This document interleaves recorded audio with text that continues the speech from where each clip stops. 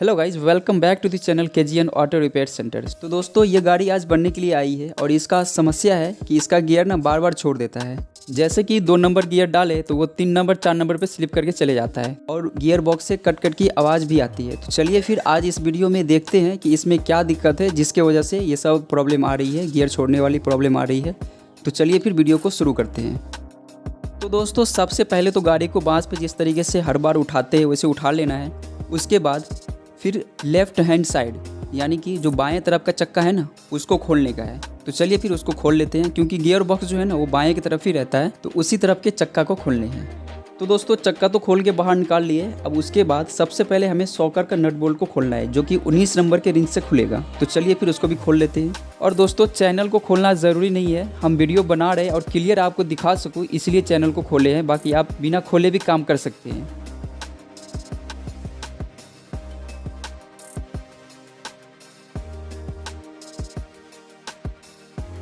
उसके बाद दोस्तों, यहाँ पे एक ये बोल्ट दिख रहा है ना, इसको ड्रेन बोल्ट बोलते हैं। इसको खोल के जो गियर वायल होता है ना गियर बॉक्स में, उसको निकाल लेना है और ये बोल्ट 10 नंबर के रिंच से खुलेगा। तो चलिए फिर बोल्ट को खोल के गियर वायल को बाहर निकाल लेते हैं।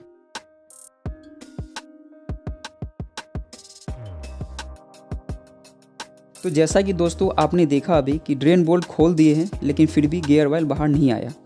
इसका एक वजह है दोस्तों, ये गियर वायल तभी बाहर आएगा जब जहाँ से जो गियर वायल को डालते हैं गियर बॉक्स में, वहाँ पे एक कैप होता है ढक्कन, जो कि ब्लैक कलर की रहती है। तो उसको अभी खोलेंगे तभी नीचे गियर वायल आएगा।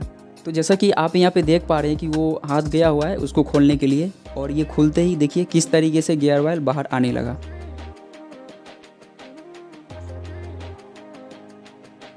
तो पूरा गियर ऑयल को गियर बॉक्स से निकल जाने दीजिएगा। उसके बाद फिर 10 नंबर की ही रिंच से गियर डिब्बी को खोलेंगे।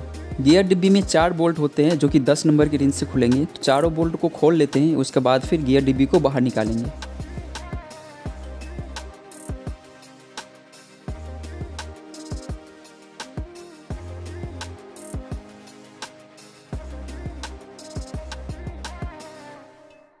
तो ये चारों बोल्ट खुल चुका है। अब उसके बाद गियर डिब्बी को बाहर निकालेंगे।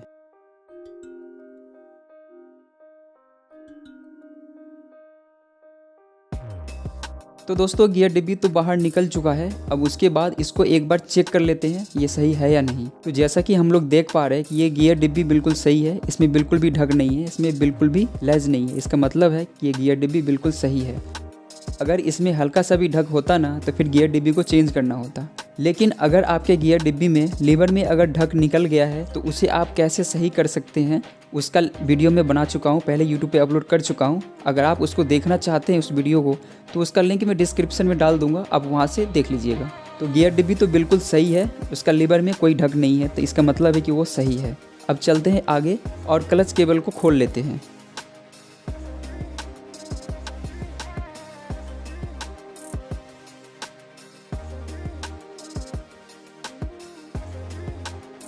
तो तार तो मक्खी से निकला नहीं, क्योंकि तार पहले से ही डैमेज था, इसलिए वायर को काट दिए हैं। अब चलते हैं एडजस्टर की ओर और 14 नंबर के रिंच से एडजस्टर को खोल के बाहर निकाल लेते हैं।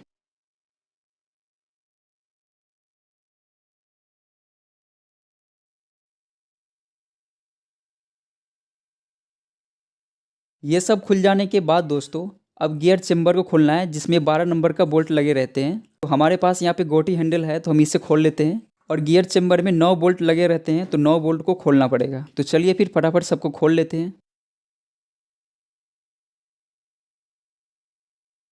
दोस्तों, अगर ये मेरी वीडियो आपको पसंद आ रही हो तो एक लाइक कर दीजिएगा।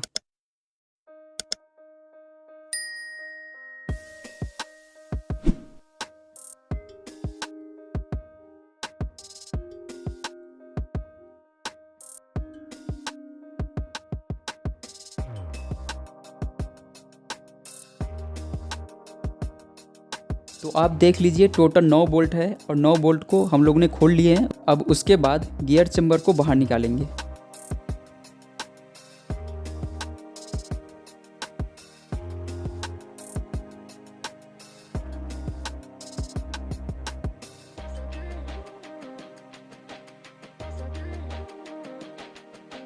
तो गियर चेम्बर तो बाहर निकल चुका है। और ये दोस्तों, आपको ये जो पिनियन दिख रहा है ना, वो किलोमीटर का पिनियन है, याद रखिएगा। और ये चेम्बर को अच्छे से साफ़ कर लेंगे, जितने ही पैकिंग का जो लगा हुआ है ना, उस सबको क्लीन कर लेंगे। उसके बाद ये जितने भी पिनियन आपको दिख रहे हैं ना, सबको एक एक करके बाहर निकालने का है। तो चलिए फिर सबसे पहले इसका लॉक को निकालते हैं, उसके बाद फिर सब पिनियन को निकालेंगे।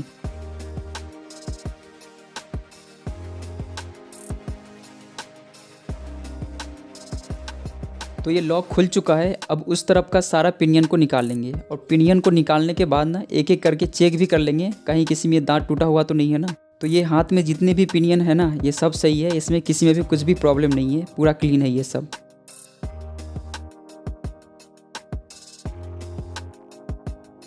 इसके बाद यहाँ पे क्रॉस बोल्ट के पास में एक लॉक लगा हुआ है, पहले वो लॉक को निकालेंगे।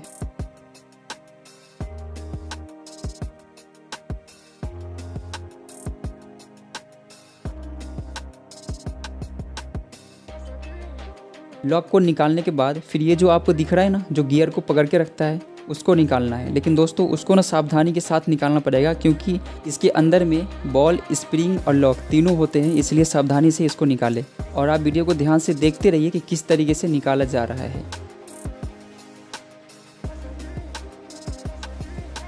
तो जैसा कि यहाँ पे आप देख पा रहे हैं, ये रहा लॉक और ये दो तरफ स्प्रिंग लगा हुआ है और उसके अंदर में बॉल भी।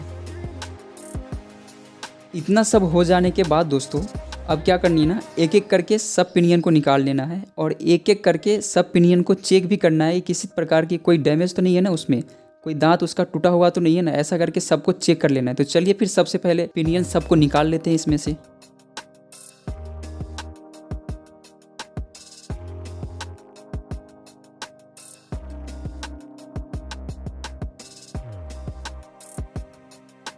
तो दोस्तों पिनियन जितने भी निकले हैं ना, सब सही निकले हैं, किसी प्रकार की किसी में कोई डैमेज नहीं है, सबका दांत सही है।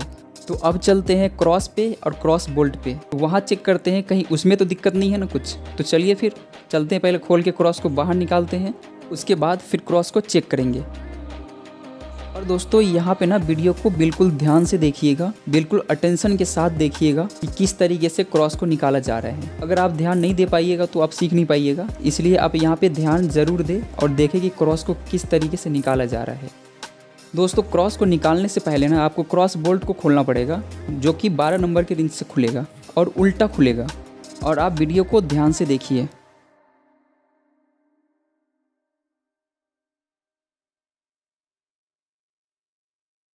तो ये क्रॉस बोल्ट तो निकल चुका है, अब उसके बाद क्रॉस को निकालेंगे।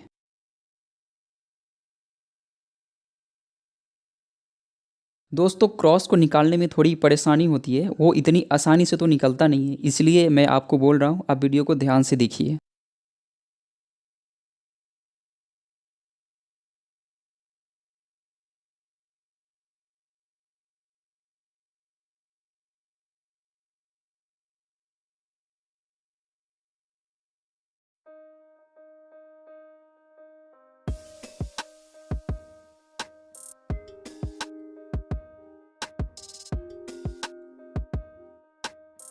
तो दोस्तों क्रॉस निकल चुका है, अब इसको एक बार चेक कर लेते हैं। तो दोस्तों जैसा कि आप यहाँ पे देख पा रहे हैं कि हमारा क्रॉस जो है ना, वो बिल्कुल गोल हो चुका है। उसका आगे वाला मुंह देख रहे वो स्क्वायर शेप में रहता है, वो बिल्कुल सही रहता है, वहाँ पे अभी बिल्कुल गोल हो गया है। इसका मतलब कि क्रॉस जो है ना, वो कट गया है, वो ख़राब हो गया है। अब उसके जगह पे हमें नया क्रॉस को लगानी पड़ेगी। इसी की वजह से गियर बार बार छोड़ दे रहा था, या फिर जो गियर स्लिप हो जा रहा था वो इसी की वजह से हो रहा था। इतना काम तो हो चुका है दोस्तों, अब क्या करनी है, सबको अच्छी तरीके से सफाई करनी है। तो जैसा कि देख पा रहे हैं, इसको यहाँ पे पैकिंग लगा हुआ था, तो उसको अच्छे से साफ़ कर लेंगे। उसके बाद एक एक पिनियन को कपड़े से अच्छे से साफ़ करेंगे और सफाई करने के साथ साथ एक बार और अच्छे से चेक कर लेंगे कहीं कोई पिनियन डैमेज तो नहीं है।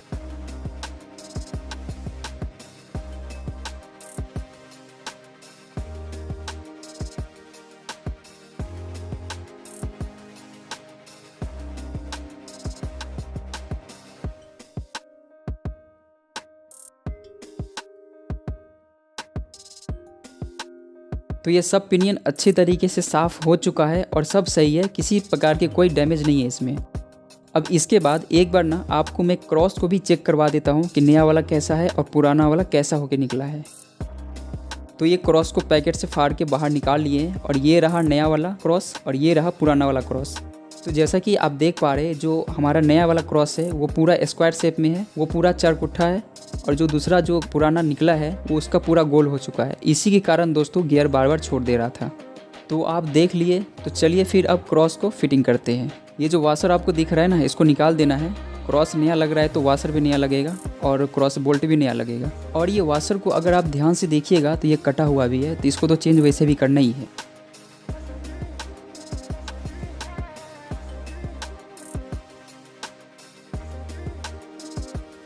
तो वाशर तो लग गया, अब क्रॉस को लगाएंगे। तो दोस्तों यहाँ पे आपको छोटा सा कटा हुआ दिख रहा है, इधर ही से क्रॉस को अंदर डालने का है। और देखिए क्रॉस को ना कुछ इस प्रकार से पकड़ेंगे और इधर से घुमा के उसके बाद इसको कुछ इस प्रकार से अंदर डाल देंगे। आप एक बार और ध्यान से देख लीजिए, ये जो क्रॉस में कटा हुआ है ना, वो कुछ इस प्रकार से अंदर जाएगा।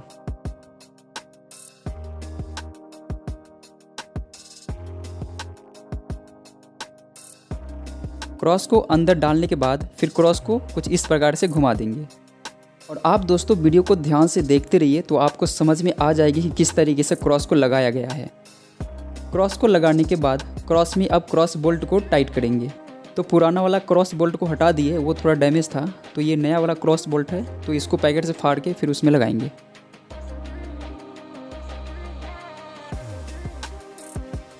अब क्रॉस में क्रॉस बोल्ट को टाइट कर देंगे, लेकिन दोस्तों याद रखिएगा ये उल्टा टाइट होता है और उल्टा खुलता भी है। उसके बाद इसको 12 नंबर की रिंच से फुल टाइट कर देंगे, लेकिन दोस्तों याद रखिएगा यहाँ जो रिंच एक फंसा है ना, इसको फंसा के रखिएगा, तभी ये टाइट हो पाएगा। उसके बाद ये छोटा सा वाशर लगा हुआ है, उसको स्क्रू ड्राइवर से मार के इसको बैंड कर देंगे।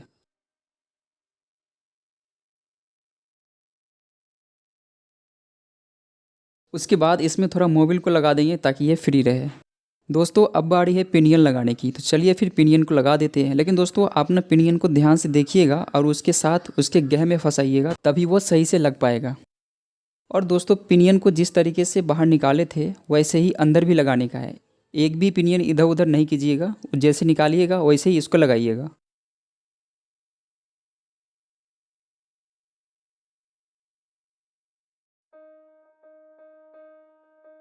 ये वाला पिनियन को लगाने के बाद फिर इस तरफ का भी एक पिनियन को लगाएंगे। दोस्तों आप वीडियो को ध्यान से देखते रहिए, तभी आपको वीडियो समझ में आएंगी किस तरीके से पिनियन को लगाया जा रहा है।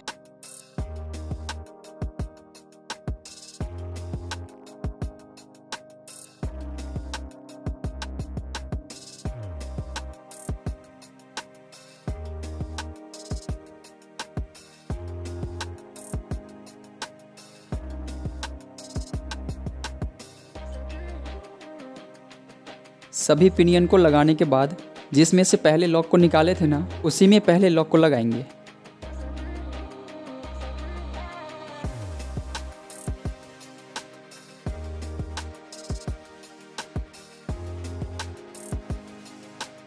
उसके बाद एक वॉशर और लगाने का है, तो वो भी लगा देते हैं, लेकिन उसका गह को देख के किस तरीके से वो आ रहा है अंदर में, वैसे ही आपको लगाने हैं।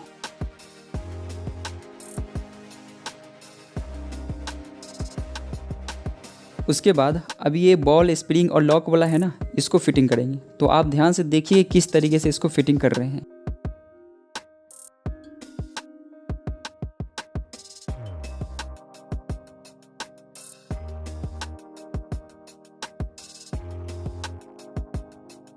उसके बाद ये है इसका लॉक, और लोग इसे चाबी भी बोलते हैं, तो चलिए इसको भी लगा दिए। उसके बाद अब इसको ना ध्यान से लगाएंगे स्प्रिंग को देखते हुए। दोस्तों अगर ये मेरी वीडियो आपको पसंद आ रही हो तो एक लाइक कर दीजिए।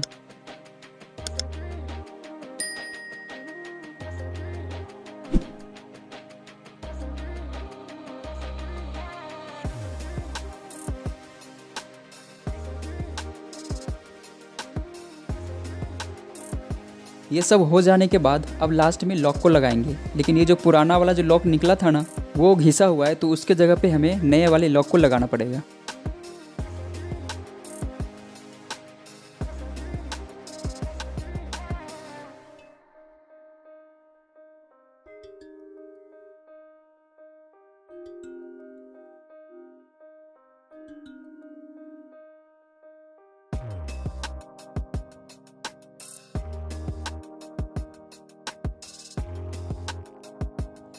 इतना सब हो जाने के बाद दोस्तों अभी क्या है, एक बार गियर लगा के ना चेक कर लेते हैं। तो चलिए फिर एक बार चेक कर लेते हैं कि हम लोग जो फिटिंग किए हैं वो सही से फिटिंग हुआ है या नहीं।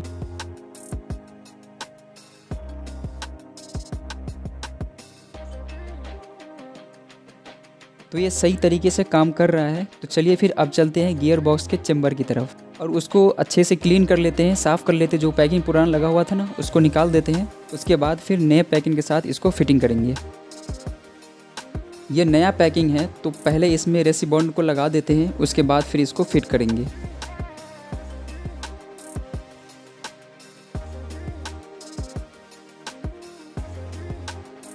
पैकिंग लगाने के बाद फिर इसका ये 2 थ्रेड का वाशर है, जब आप खोलिएगा ना तो आपको दिख जाएगा। तो इसको संभाल के रखिएगा। उसके बाद अभी इसको लगाना पड़ेगा। तो एक यहाँ पे लगाएंगे, एक ऊपर में लगाएंगे।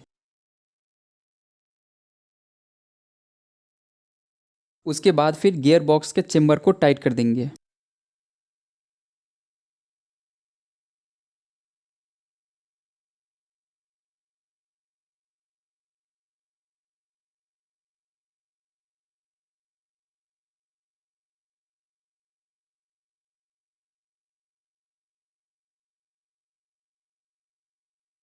दोस्तों वीडियो काफ़ी लंबा होते जा रहा है तो इसको फटाफट से हम लोग टाइट कर देते हैं।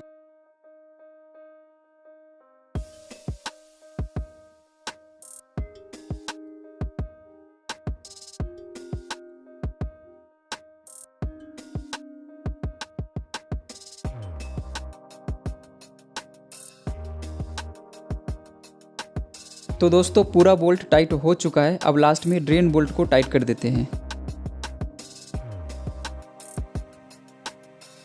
अभी दोस्तों गियर डिब्बी को फिट करना पड़ेगा, तो उसके लिए हमें ना क्रॉस बोल्ट को बाहर निकालना पड़ेगा। तो चलिए फिर क्रॉस बोल्ट को बाहर निकालते हैं। उसके बाद पहले इसमें पैकिंग को लगाएंगे, उसके बाद फिर गियर डिब्बी को लगाएंगे। तो दोस्तों यहाँ पे ना थोड़ा ध्यान से देखिएगा कि गियर डिब्बी को किस तरीके से लगाया जाता है। ये जो आपको क्रॉस बोल्ट दिख रहा है ना, उसमें गियर डिब्बी का एक छोटा सा है ना, वो जाके उसमें फंसेगा। उसके बाद फिर गियर डिब्बी फिट होगा। जैसा कि आप अभी देख पा रहे हैं, इसी तरीके से ध्यान से देखिए तो आपको पता चल जाएगा किस तरीके से फिटिंग हो रहा है।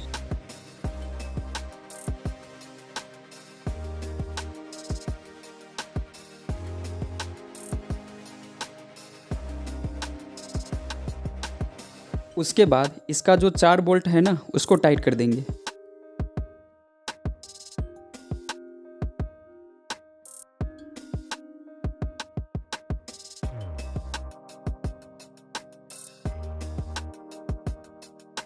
उसके बाद ये जो आपको तार दिख रहा है ना वो न्यूट्रल स्विच का है, तो इसको भी लगा देते हैं। इसका कनेक्टर टूटा हुआ है तो इसमें तार को ना जोड़ना पड़ेगा। तो जैसा कि देख पा रहे हैं कि तार जोड़ दिए हैं। उसके बाद फिर क्लच के तार को भी मक्खी लगा के टाइट कर देंगे।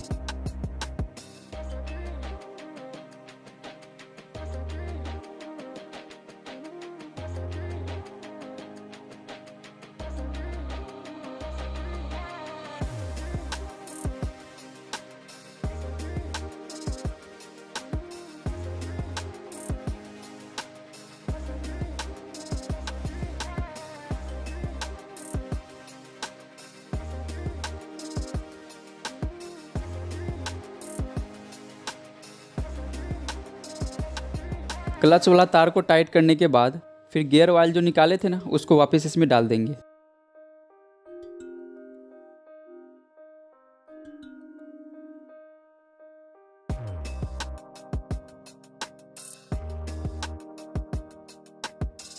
उसके बाद फिर इसका कैप को भी टाइट कर देंगे।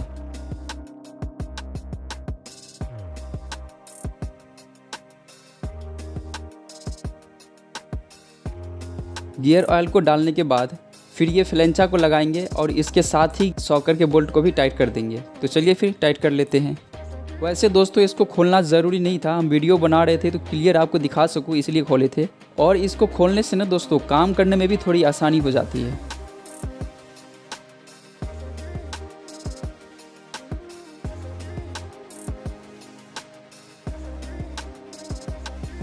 चक्का को टाइट करने के बाद फिर गाड़ी को नीचे गिरा लेंगे। तो चलिए फिर एक बार वे स्टार्ट करके चेक कर लेते हैं कि हमारा सब गियर सही से काम कर रहा है कि नहीं।